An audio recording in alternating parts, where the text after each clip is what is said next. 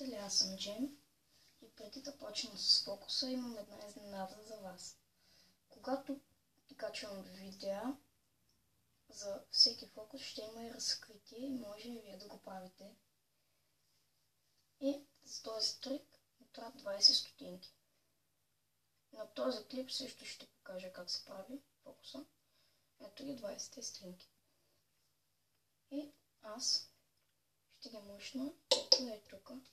Виждате, няма дупка. Оставям го тук. И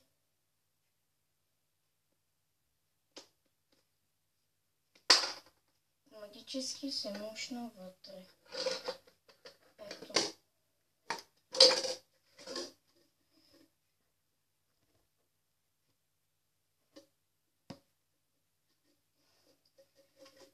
Как се прави този трик? Много лесно. Трябва ви една дупка ето тук. Надявам се да се вижда.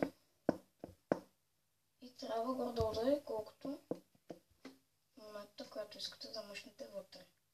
Трябва да са две еднакви и аз използвам две 20 стотинки.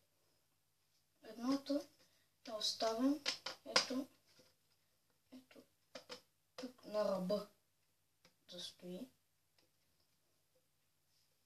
И оставям на страни и другата оставям ето тук. И си почвам ето така.